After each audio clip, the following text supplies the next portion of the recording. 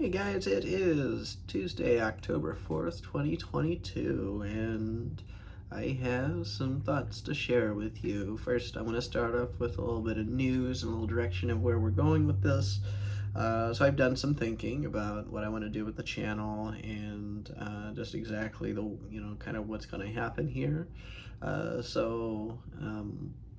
My thoughts are I'm probably going to do at least one of these types videos a week where where I'm giving you updates on what's going on and maybe share my thoughts about a particular topic. But then I also want to start having at least a second video where I go through like something instructional, something to teach. Because that was really one of the original reasons of me launching the channel is I'd like to share some of my knowledge with you. And so that's kind of where we're going with this. So the more I do this, the more I have a better idea on what I want to do. And so it's happening. It's coming to life. I'm getting better at producing content and actually sitting down and doing this. It's getting a lot easier. I'm not going to lie. At first, it was really hard for me. I had this idea 5-6 months ago, and so many different things got in the way. Mostly it was me not wanting to do this, not trying. I mean, I tried to make this overly complicated. I have an entire lighting set. I tried to convert my bedroom into a little studio, and I mean, ultimately what I did wrong was put all this weight on me, all these, oh, you have to do this, you have to do that, you have to blah, blah, blah, blah, blah. And on top of, actually just coming up what I'm supposed to talk about. And that prevented a lot of content. That's why you're just now starting to see this. Plus, it actually helps that I've got a phone worth a damn now that has really good camera. So I was really particular about the gear that I use. The phone that I was using before, an iPhone SE 2020 model, doesn't have a good camera on it. Doesn't have a bad one. But especially like right now, what I'm using is the front camera of a 13 Pro Max, and that's so I can talk and see what you see, and so I know what's going on. If I tried that with the SE, its front camera is kind of a potato. So yeah, so when I was looking through for a new phone this year, I decided I was going to get this phone, and I'm pretty happy I did. The video quality's good. I mean, the front camera on this thing outclasses the rear camera on the SE, so that should say something right there. And but yeah, so some things that are coming. I am actually testing a few things that I plan on releasing content about soon. One is a web host called Slicey. So they're a pay-as-you-go type thing. So their whole idea is to use charge you for just the resources that you use. So if you're going to regular web hosts like GoDaddy or HostGator, or I'm not going to name all of them, but so what you pay for is a fixed amount of resources that are available to you. And so the whole premise is the fact that a lot of people's websites don't use near as many resources as you think. And so it ends up being a big cash grab for these web hosts. So the idea with Slicey is you're going to use what you're going to use and you're only going to pay for that. And it's supposed to be a lot cheaper. I don't know about that yet. Right now, signups are free, but it's invite only. I have an account. I was able to get an invite through their Facebook page, so I would check that out. But yeah, so I'm going to be doing some evaluations. I'm going to be moving some sites to it, building some sites on it. I'm going to be watching the resource usage to get an understanding of what actually, if this is as good a deal as they say it is. I'm really good about finding cheap hosting, and I'm always going to share the best value that I find with you. So as it stands right now, just so you know, Slicey does not have an affiliate program. So if all of you go and sign up, I don't get anything out of this. I haven't really activated any sort of affiliate relationships with any company at this point, not even Amazon, despite the fact that I can sign up for it.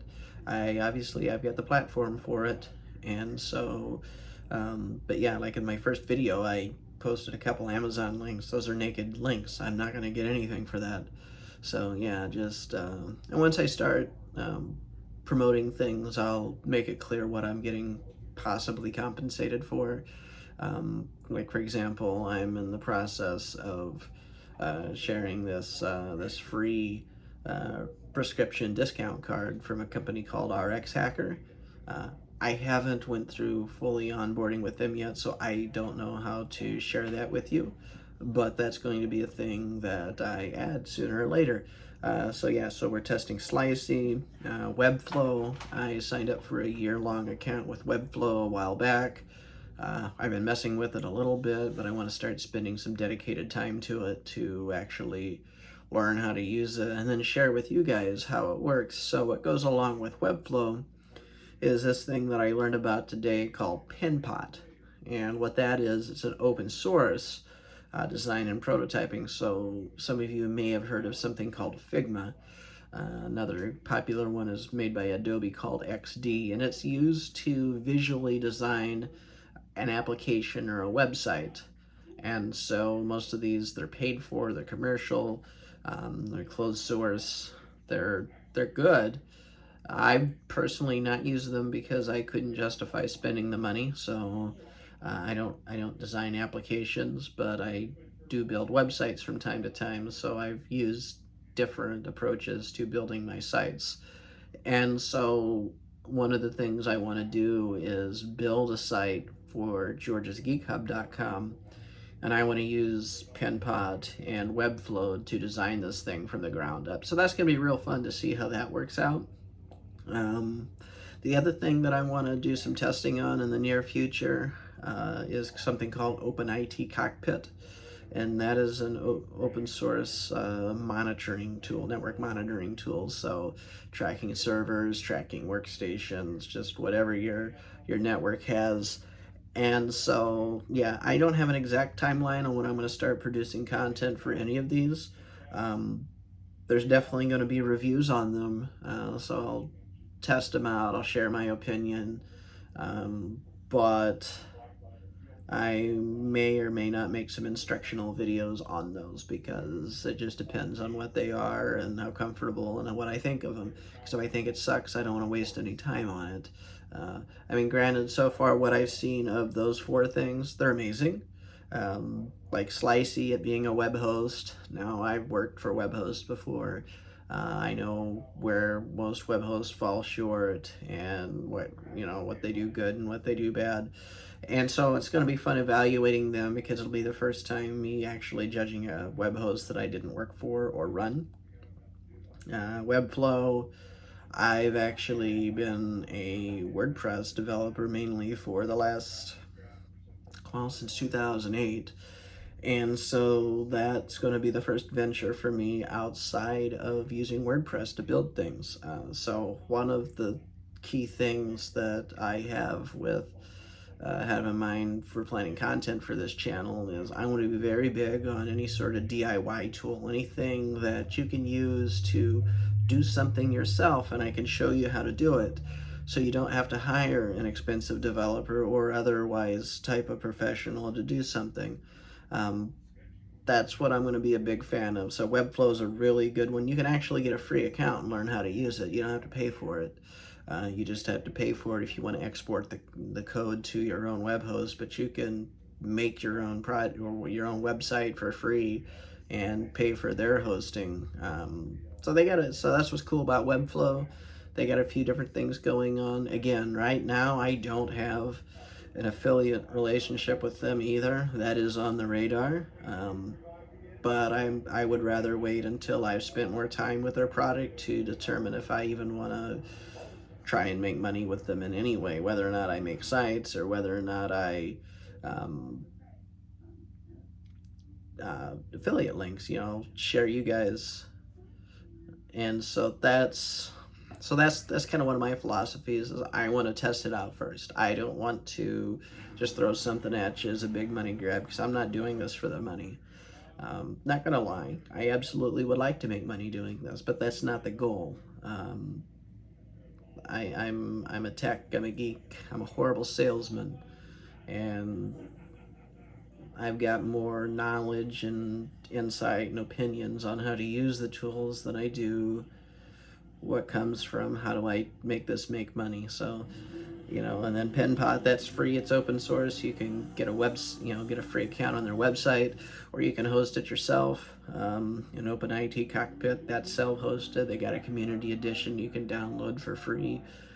They do have paid for versions of it, but again, that's just between you and them. I don't have anything to do with that. So yeah, the other thing that I want to get into, so it goes back to what I said about, like, one of my main goals with making this site is obviously I want to share knowledge. And so one of the things that I want to start doing is releasing a series or two or more of videos teaching basic computer repair and networking skills. So that's going to be a very important focus of this channel. So more specifically, as I do own a consulting business, there's a lot of things that I'm willing to hire somebody without formal education if they've got experience and they know how to do certain things. And then there's other things that I can teach them. And so I'm thinking about those things, and some of these will make their way into videos. And so you can take the information that I'll share and teach and apply it to your job, or if you're looking to change your careers and get into IT, or you're looking to just not spend money on paying somebody to do something because you don't have it, that's going to be an option, hopefully, and it will be my pleasure to teach you. And so, yeah, I mean, basically, the cool thing about the internet and really YouTube, you probably heard somebody refer to the phrase YouTube University. Well, I'm a big fan of learning stuff on YouTube. I think there's a lot of good people out there that produce really good content. And I mean, you can go on YouTube, you can learn how to fix phones, you can learn how to create things on 3D printers, you can learn entire skill sets by watching videos and learning from YouTube. So that's something that I really think is cool. And so I would like to do my part and help share some of the knowledge I have and experience I have to make sure this knowledge is accessible to as many people as possible. I don't believe in gatekeeping knowledge. I don't think that the only way that you should go and learn how to fix computers is go to college, because that's how I learned a lot of stuff. Granted, I went into college with a couple of years of practical experience, but the point is, there's things I learned that I don't think you should have to do what I did just to learn it. No, I'm not saying don't go to college. I'm just letting you know in this field, you don't need it. It's not as important as getting the experience and getting certifications. And I want that to be very clear. Yes, college is nice. Having it completed definitely looks good on your resume, so that way potential employers can look and see, hey, they finished a course of education. They went beyond just the basics of high school. But from an employer's perspective, if I'm looking at a stack of resumes and I see somebody who has 10 years experience and no degree, but it's doing exactly what I'm hiring them, what I might hire them for, that's going to be worth more to me than somebody who's got a degree and maybe a year or two experience. I don't know. Because that's just how it works. Because when you have the experience, you also know about the business side of things. You know the soft skills. You know how to handle clients. If you're a college student and all you know is what your professors taught you, I'm here to tell you, when it comes to soft skills and businesses, I don't know what textbooks now say, but back in 2008 when I graduated, got my associate's degree, there was one textbook that actually covered in an appendix in the back, like 5 or 6 pages, where they talked about soft skills. Didn't even describe them too much in depth, other than saying, so there's these things that you're going to have to learn and deal with people, and good luck. And so there's just a lot that you learn just within the first few months of working at a repair shop or working out in the field. And so what I'd like to do is cover some of those things that you wouldn't learn in the classroom. Things like planning your day out when you've got 2 or 3 on-site jobs, planning your day out or when you've got one really big job, and what happens if you have to reschedule. What those things that you normally lose your marbles the first time it happens, because you don't know that they don't, your professor again, your textbooks, they don't tell you what to do. You freak out to your boss, and that's even worse because now the direction that the economy is going is a lot of people are skipping the employer side of things and going straight to gig work. Like, we know about Uber and DoorDash, and well, there's some gig work that's been around a lot longer than that for IT work, like Field Nation and Work Market. And there's some others, but those are the main two. And I definitely will be covering Field Nation and a little bit of Work Market down the road. Um, my personal favorite's Field Nation, and I do have some referral links at some point to dig up that will compensate me if you sign up. But for now, I'm not going to dig those up. I'm not posting those yet, but those exist. But yeah, so it's like there's a lot of stuff that you won't know right out the gate. If all you know is the technical side, you're not going to understand how to read the work order, how to behave yourself on the platform. What is it that these companies and their clients are expecting from you? How are you supposed to act? Because especially if you're diving into something like Field Nation, where you're taking contract jobs from all sorts of different companies, every single company's got its own set of policies and procedures. You're going to check in on Field Nation. You might have a phone call. That's been slowing down a lot to check in, is check-in calls. Now, I've seen a lot of it where now they're letting you check in on Field Nation without calling anybody, but again, like, we're not going to get into that in this video.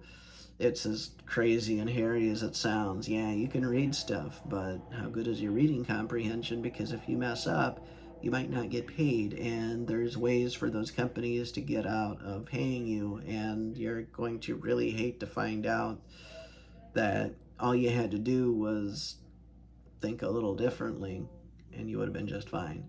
So yeah, so I want to get into, not just the contracting side, but how you handle your direct clients. Not so much how to get clients. That's such a tired subject. I don't have anything new to add to that. Network, network, network. Talk to people. Find out businesses. Businesses are going to be your best source of whatever. Your best source of income. Businesses have money. Uh, there are people who prefer residential, but those, I don't know. I'm not a guy that does a lot with residential, so I don't have much insight in that, other than I can tell you that residential clients are going to be way more stingy with their money than a business because they have a lot less of it. So yeah. Um, so those are going to be some videos that I start releasing in the future as well, because I really want this to be I really want this channel to be a positive source of information. Um, but you know, there is also the fact that I've been since last year been developing some software of my own for service management, and like, I was using it with my business, and I recently decided that the best way for me to distribute that would be to share it with some of you. So I have a Patreon, and so I actually have a like a pro level membership, where if you're an IT pro, one of the benefits of that will be, once I touch up on the current version of the code base, because it's kind of old and I want to clean some stuff up and make it what I would call release ready, because it's not there yet. And so that's kind of what I want to do, is make that as is a is a benefit. And it's not so much because I'm trying to give the code away, because I'm not. It's something that, I mean, you'll have the code, but I don't want to keep working on it for free. I've kind of lost interest in it. It's still a good tool, and so, and I probably will make it available to other people because it's not something I did for the money. But yeah, I don't know anybody else on the tier that would apply to for, um, other than the pro membership. But yeah, I'll get that refined later once I'm actually ready to release it. Just so you know, I do call it Uranus Service Management, USM, or just Uranus. Mm-hmm. I have a sense of humor. I'll tell you it's my favorite planet, but it's my dirty sense of humor. And so, yeah, so that is pretty much the sum of what I wanted to cover today. Um, yeah, if you're a fan of Star Wars and Star Trek, now is a great time to be a fan of those.